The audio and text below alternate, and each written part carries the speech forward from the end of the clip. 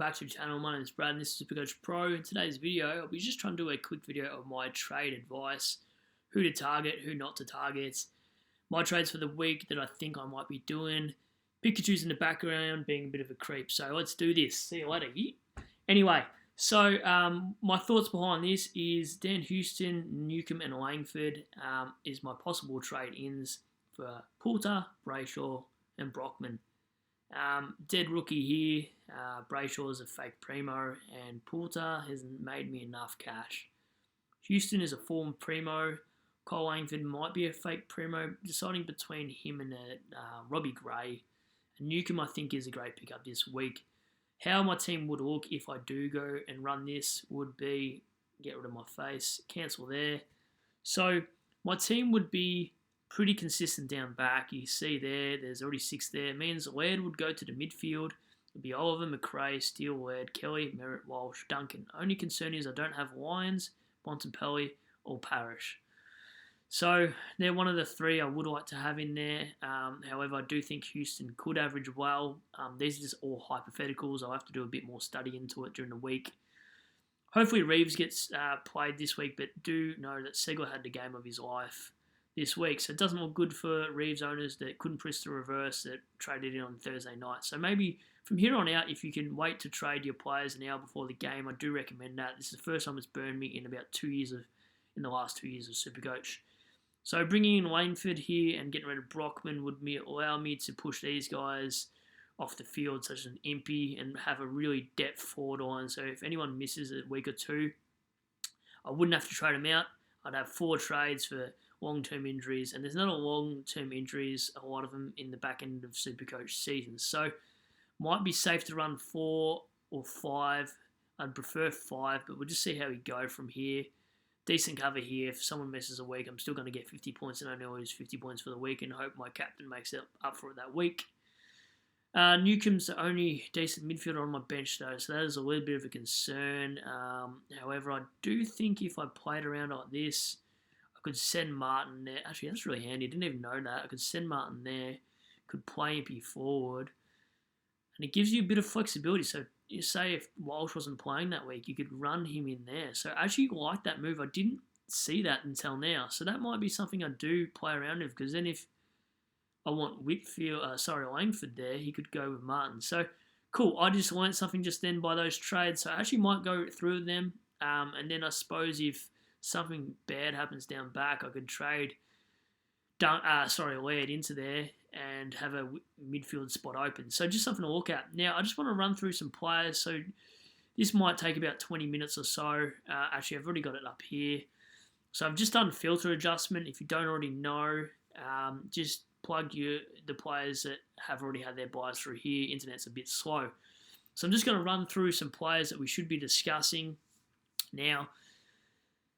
I've just gone for 400 to max price. Select players here. Guthrie, don't bring in. He's injured his shoulder. He hasn't been in for a few weeks, so don't recommend this pick. If you've got him, do you hold him? Do you not? It really depends on if you have more than 7 or 8 trades. Yeah, you could definitely sideways him if he's not named this week and you need 18 on the field. Because does he average well from here on out with Dangerfield's return? I just want to fire these players as quick as I can. Lyons is someone you should look to bring in, has a decent fixture coming up. Obviously plays North Melbourne, has a high break even of 158. Set to lose a little bit of money, but against North Melbourne could probably go big. Just while this is loading here, Took Miller's a good pick too. You only see by his averages obviously here, fairly decent. He's at probably max price, same with Parrish, whereas as a Walsh and a Merritt, a better value, but these guys, you get what you pay for. So they've got higher ceilings than a Walsh and a Merritt, and probably more consistent. So, and they're in less sides, so you pay for what you get. They're more premium scorer and in less percent size, so a bit more of a appealing pick in my opinion. So this is finally loaded. Bought myself some time there. Got some really good scores. Got the one bad score of 82. So this is the first time he went under the ton. So if you want someone consistent, Lyons is your man. Neil probably won't affect him as much as we probably think he will get affected. Took was tagged by Sarong on the weekend and still shook the tag and scored 127. So I don't think he's someone you've got to worry about when it comes to getting tagged. Like I mentioned, Walsh and Merritt are probably at a really good price. Same with Boak, but I'd rather pay 40k up and go to one of those guys. Duncan, I don't want to try to justify my pick. I thought on paper, did the research, scored really well. Bring him in for 74. Similar to Clary last week, scored 94 when I bought him in on debut. So unlucky. Cats have a good fixture though, so still not a bad pick. Hopefully he is a good aim at M8 for my season.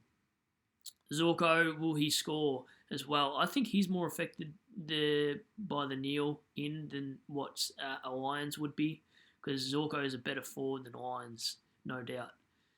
Tom Mitchell, he's one you could consider.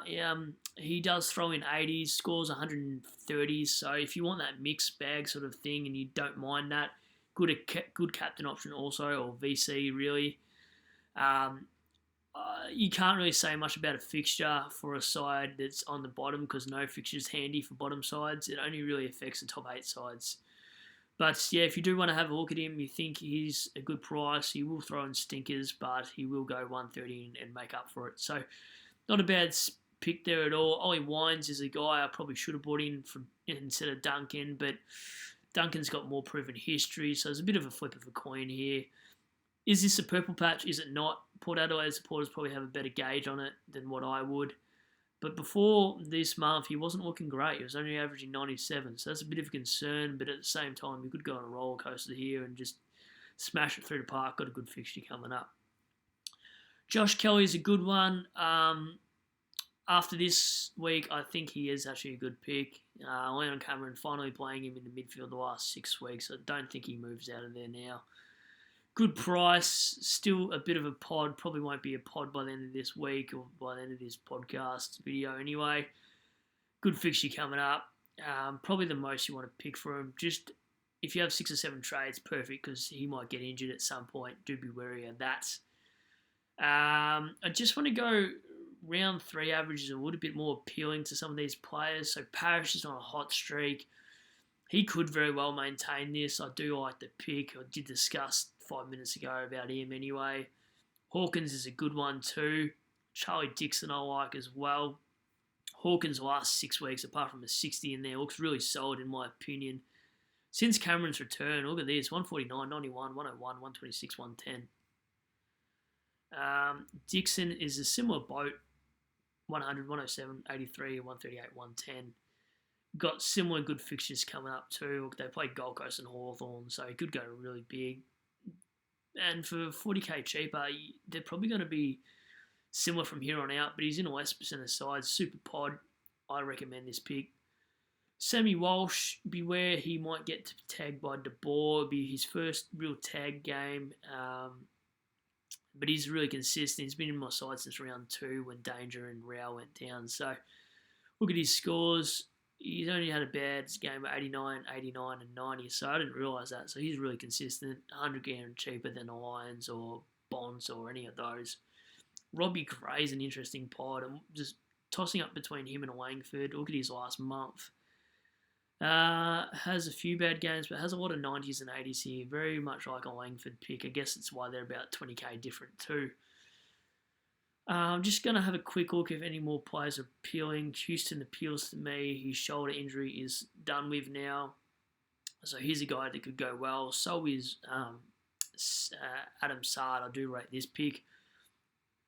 And very much like a Caleb Daniel, though, can have a weird, quiet game, which he did here. I don't think he was injured in that 20 games. But he's at good value. So value picks are really important this time of year because you don't really want to pay 700 grand for a lot of players. I paid up for Clary and now he's stunk it. So yeah, it's sort of, do you pay up or do you not? Because Bond says West Coast and Geelong coming up, so it can be a bit of that sort of thing where you think, oh, if I pay up, how well will they really go from here? Have I jinxed them? So Houston's one we'll have a look at in my actual team.